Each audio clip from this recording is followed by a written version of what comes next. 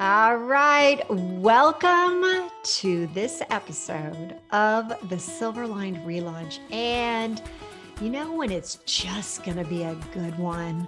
Well, I'm telling you right now, it's going to be a good one.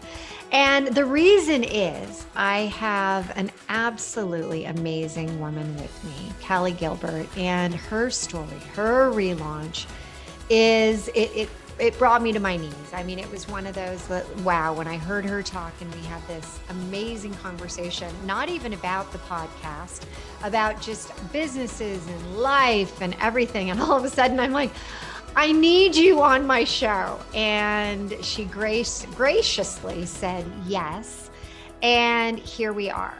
This episode is brought to you by the Fired Up Entrepreneur Program. And this is a program that we are so proud of.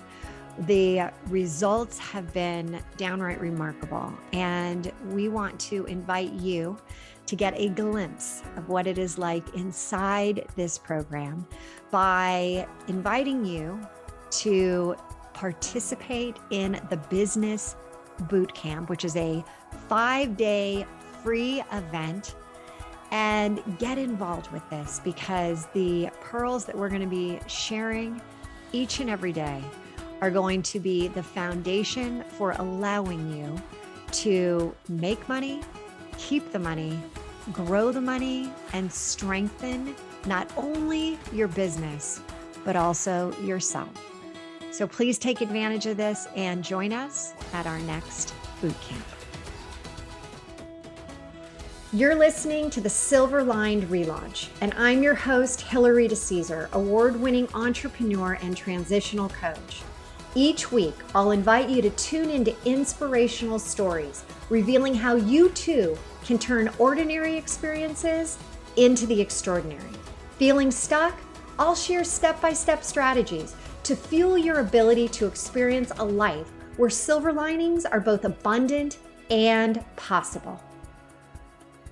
And I just have to say, Callie, welcome. So excited you're here.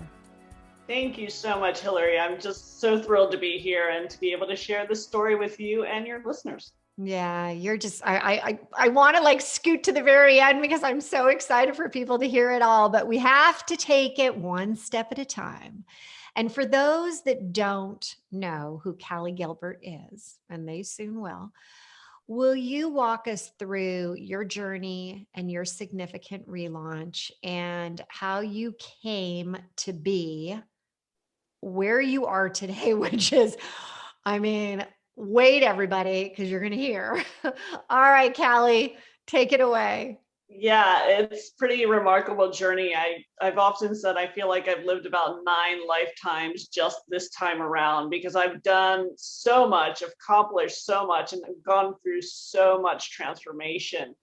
But it's been a blessing. It really has. When I look back at it now, it's like, yes, thank you for all of it, even those moments when it was deep despair, because it really has made me who I am today. And so I'm definitely grateful for that. I am a former athlete, a former figure skater. I started skating when I was 6 years old. I grew up in Toronto, Canada. I traveled all over the world. I then went into publishing. I created the first Canadian figure skating magazine of its kind. I then decided to go back to school and received 3 degrees in 6 years and went into communications and journalism. And then I thought, well, I really loved the work that I was doing as a skater, connecting with nonprofits and event management. So I started my own event management consulting firm halfway through grad school. I thought this is the direction that my life is going to go. Well, the universe had other plans for me. And in 2011, I literally lost everything, beginning with miscarrying a child. My relationship ended, my car died, my money ran out, and I ultimately lost my home. And then I ended up spending 12 months homeless in the San Francisco Bay Area and really needed to decide what I wanted my life to look like. And I was at a point where I had a decision to make, and that was, do I start over or do I give up? And I thought, well, as an artist, I feel if I start over, I've got this blank canvas. So what is it that I want my life to look like? And within a few months, I was able to completely turn my life around. Okay, wait. We're going way too fast. Hold on. Hold on, everyone. I think that you may have caught this or may not have. 12 months she was homeless. And this is a woman who had 3 degrees in 6 years, communication journalism, had started magazines, had done all of figure skater, all of these accomplishments. And she reaches her, dark night of the soul time period where she loses a child. She has no money in the bank. Even her car breaks down and she is homeless. Now, can you give us a little bit of like, it didn't just happen overnight. What led up to this year of having, no place to call home? Yeah, it was interesting because I believe that first of all, homelessness is there's this like stereotype around homelessness. It only happens to those who are criminals or mentally ill or the drug addicts, right? And it's not true. Homelessness can happen to anyone, right? Even someone with multiple degrees, right? And so when multiple degrees and somebody who's not an alcoholic and somebody who's not using, and I mean, all these different things. Exactly. And that was the thing too. I asked myself, I said, look, I'm doing all the things right. I don't drink, I don't smoke, I don't do drugs, and I thought I was, following that right path. And yet it still happened. And the reason it happened to me was because all of a sudden my degrees were a detriment and I was, all of a sudden labeled overqualified. And I literally had people say, don't put the degrees on your resume. You couldn't even get a simple job, because, any job, because they were saying, oh, you've got too many degrees, you're overqualified. Exactly. So they were saying, dummy it down. Don't even and you couldn't get any job. It was just like, there was nothing to be had. It was crazy. And of course, living in San Francisco, you can't work at McDonald's and pay the rent. It doesn't work that way. Right. Well, and I also have to say, Callie, having lived in San Francisco, really through even the beginning of COVID, and we decided to move out, homeless has been a huge problem in the San Francisco Bay Area, huge. When I first heard your story, I actually was like, oh my God, I can't imagine being homeless in San Francisco, because it would just it seems so scary. Yeah, it was. Well, I think it was interesting too, because I was homeless for 12 months, but it was 2 different periods over a 2-year period. So it was 4 months the first time and then 8 months the second time. And the first time was total, how is this happening to me? Victim, survival mode, questioning, why? And it was interesting to see my mental state at that point, how I kind of maneuvered that journey, as opposed to the second time when I thought, well, you know what, we didn't die the first time, so I know I'm going to be okay. So let's look at this with a different mindset. And so it really taught me the power of the mind, right? And the power of setting those intentions of what it was I wanted to create and the life that I wanted to create. So the second time, okay, so can you help us? What happened in between the first months and then tell us what actually exactly. So the first time, so I graduated with my master's degree, the 3rd degree, at the end of 2010. So December of 2010. And then by January of 2011, I was like, all right, going through all these different, that's when I lost a child. So I was like going through, this grief period and, this isn't how life is supposed to be, going on. And that kind of like began almost the domino effect of loss for that year. So that by the time I ended up in September of 2011, the money was running out and I was barely holding on to my home. And I was still trying to, applying to jobs, sending out resumes, doing everything that I could on a daily basis to make it work. but nothing was working. And so it was actually interesting and ironic at the same time, because I needed an outlet for this grief that I was experiencing. And that became my writing and my photography. I've been a writer and a photographer my entire life. These were my creative outlets. But for me, it was never anything more than just a hobby. I never conceived it could be, anything more than that. And so I decided to express myself and my emotions through a book. And I put together photographs and then inspirational quotes of the life that I wanted to create and the lessons that I learned through this period of transformation that was 2011 into this book. And it basically sat on my computer for 6 months. And then a friend of mine, who was also an author, sent me an email and said, I'm coming to San Diego. Well, he was from San Diego. He said, I'm actually launching a book called Monetize Your Passion. And I thought, oh, that's a book I'd like to read, because I would love to be able to do that.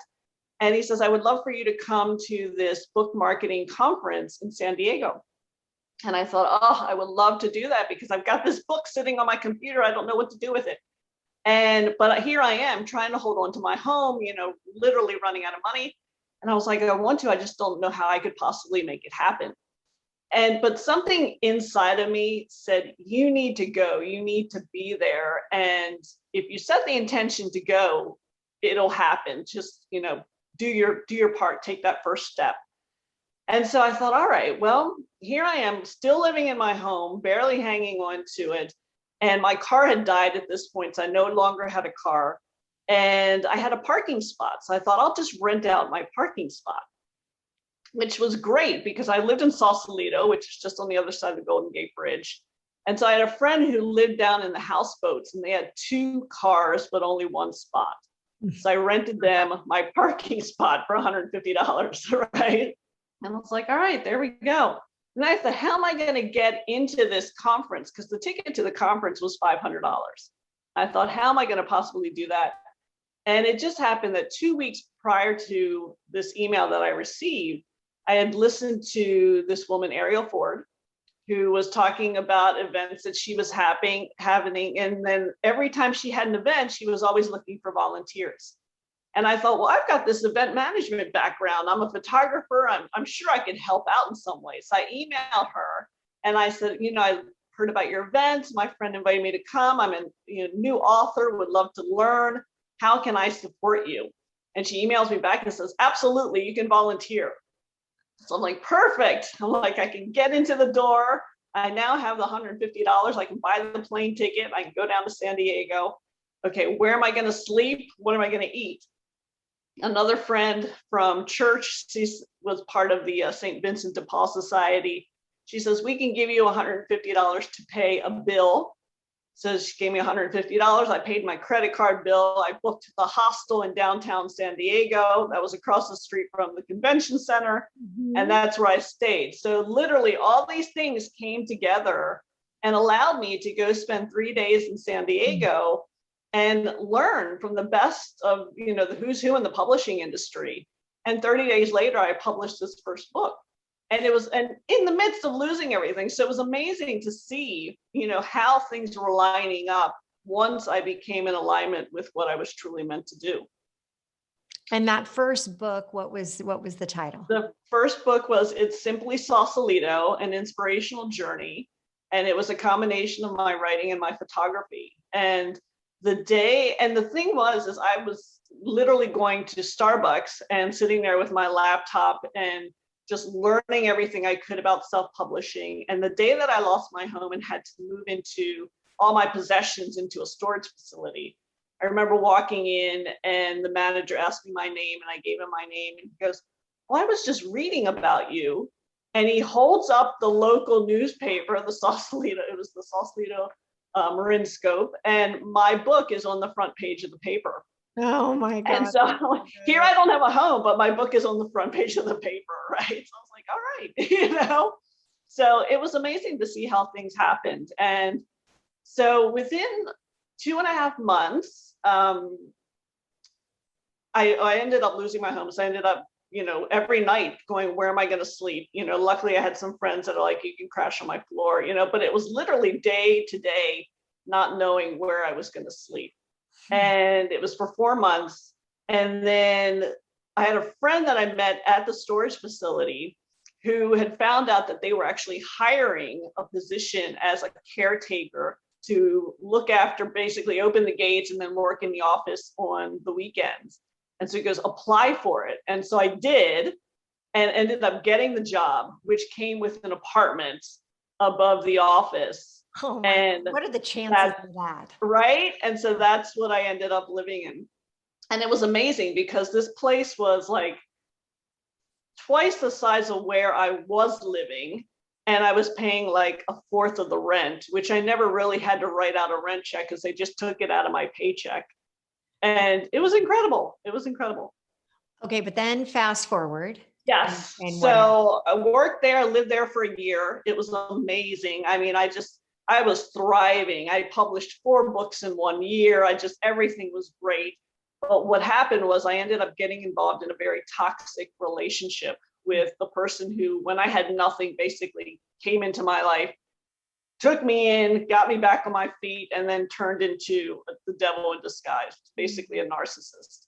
And my body was saying, get out of this, run, and yet I'm staying because this person helped me, right? And I totally believe that the body tells us when we're out of alignment with life, right?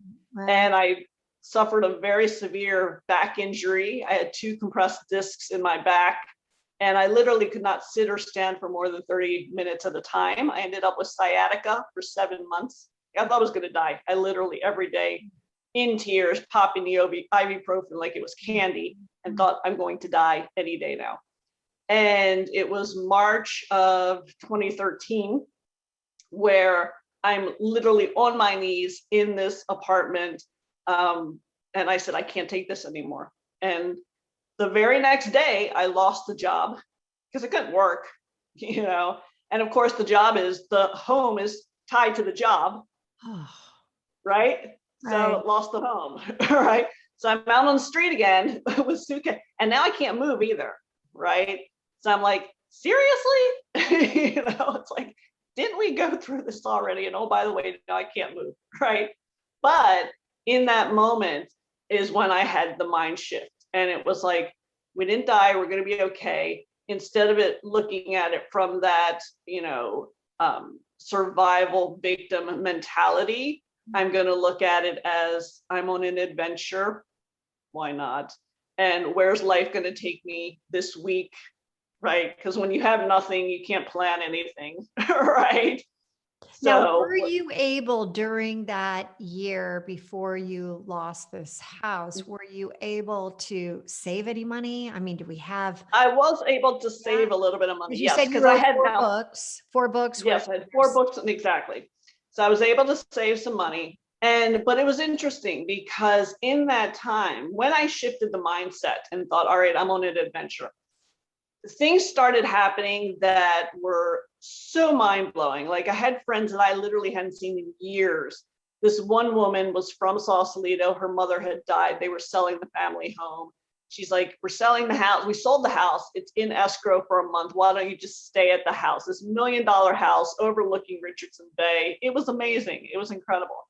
Another friend, a literary agent, he was a gem. He's like, my wife and I are going to Europe for 6 weeks. Why don't you house sit our place on Nob Hill?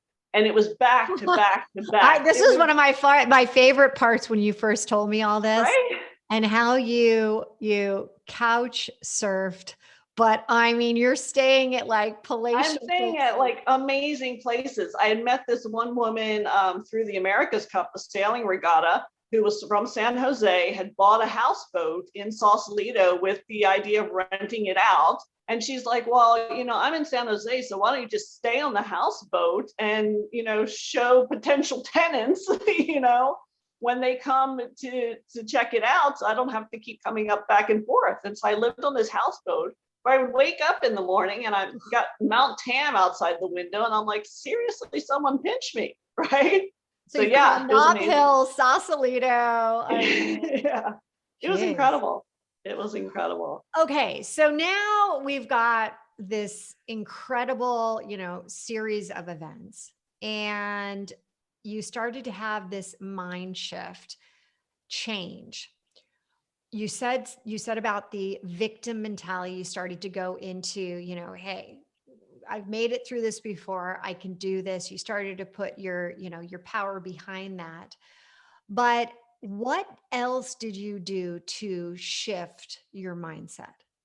Yeah, well, what I realized is that everything began with intention, and really setting that crystal clear intention of what you wanted, right? And so after the first time, when I was at that point of no return, which I call the making that decision, do I give up, do I start over? What I did was I set the intention, and I set an intention for three things.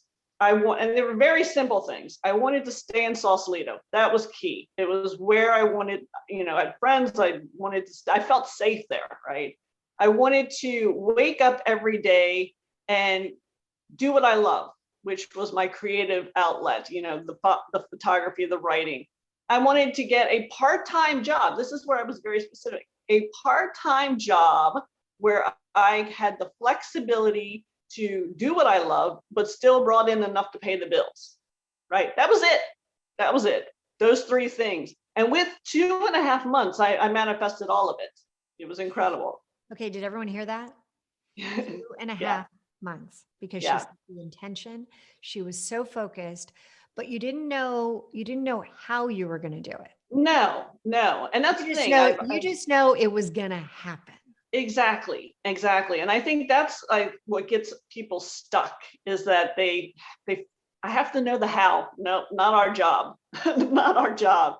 Because what we perceive as the how, the universe, God, source, whatever it is you want to call, can deliver it in ways that we couldn't possibly perceive. That could be so much better than anything that our fragile little minds, could come up with. I have seen miracle after miracle that I would have never thought of. I was like, whoa, and it's been amazing. It truly has. That is such a pearl right there, because so many people, if they don't know how in their mind they're going to achieve it, then they can't believe it.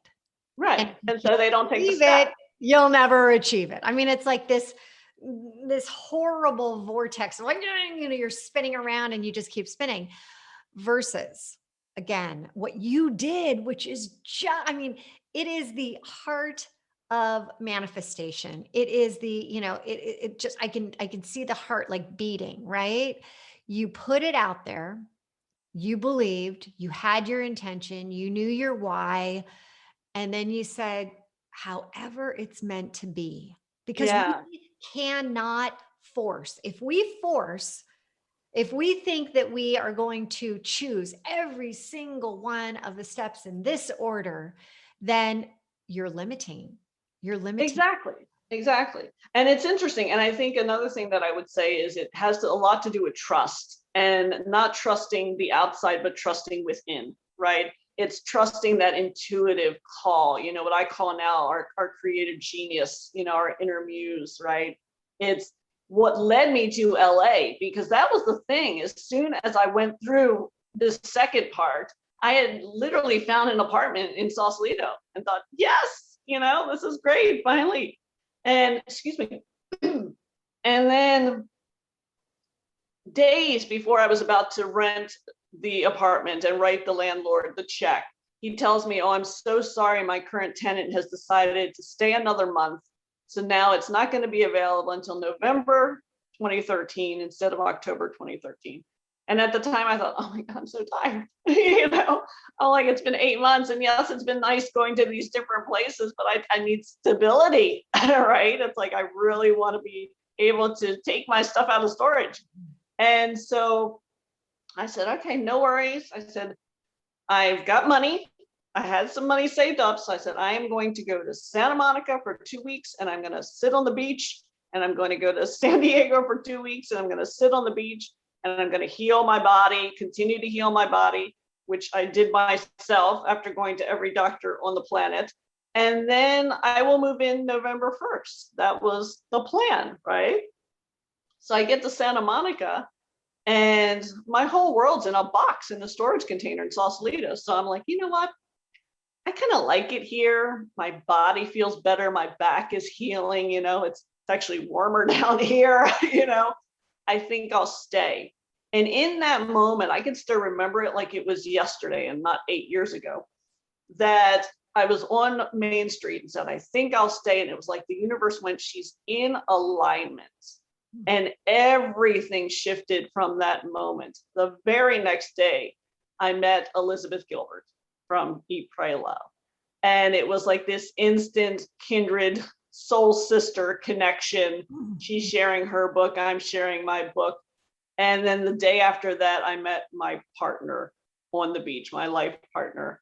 And it was amazing. It was just like, I was supposed to go to LA. And I can't tell you how many times I said, I'll never live in LA. They can't pay me enough to go to Hollywood. And here I am making movies and happier than I ever thought I possibly could be, because I listened to that internal call of my soul that knew what I needed more than I did. This is, because I said when we first met, I'm like, this is my kind of story. So once you really embrace, and you just went for it, and then you ended up in LA and you met Elizabeth and you met your soulmate, and your things just then were on like massive, just manifestation track. I mean, it was like super highway. Yeah, it was crazy. And so share what you're doing now and how everything that you have done previously, all these relaunches have taken you to where you are. Yeah, it's amazing. I mean, now I've got 10 published books on the market. 10. 10. It's craziness. I started my own production company in 2019. I released my first film, Invisible, which sheds light on the homeless crisis in LA with a focus on prevention. My little film that could, which I literally shot on my cell phone, has been winning awards on the festival circuit. We screened, we had the LA premiere. Oops, hold on for a second. We had the LA premiere at the Chinese Theater in Hollywood, which was a dream come true. That is really, okay, having grown up in LA, Callie, that's impressive. That was nuts. That was totally nuts. And it was last year, Oscar Sunday last year, I got the invitation to do it. And I was just like, oh my God, this is amazing. We're going to screen at the Chinese Theater. And then literally the next day, I got the email from the Cannes Film Festival in France that my accreditation as a filmmaker had been approved. And I was just on cloud nine thinking, someone pinch me, this is incredible. And so since then, I've been consistently working on making content, producing content, writing scripts, making films. 2020 was one of the best years of my life because I thought, well, I've been through so much that this is a piece of cake, and like anything in life, it's temporary. And we have a choice. We have a choice of, am I going to sit and crawl under a rock for however long this takes, or am I going to continue moving forward and doing my, what I'm passionate about? And then when we get to the other end of it, then I'll be set, which is what I chose to do. And so now what I'm doing is I'm actually in the midst of launching my own nonprofit to support women, creative women in transition via entrepreneurship, mentoring, and training, which I'm really excited about. Near and dear to my heart. Love that.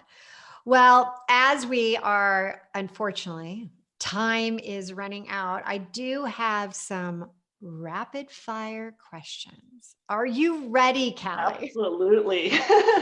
Okay, so you have said how important putting an intention out there is. Right now, what is your biggest intention that you have out in the universe? Well, my biggest intention right now is the nonprofit. All goes planned right now. I'm hoping to have it launched by the end of the month. So here we are, May 2021. And that will be just a dream come true because I feel so fortunate for all the amazing people, the mentors that I've been able to learn from and grow from over the last decade that now I get to pay it forward. And that to me is everything, right? It's like there's so many creative women out there that have these incredible gifts and want to learn how to serve and how to, share those gifts with the world. And if I can be a part of showing them how to do that, that's everything. Now, you also said that you wrote the book, or I know that you've written a book about your homeless journey about this time.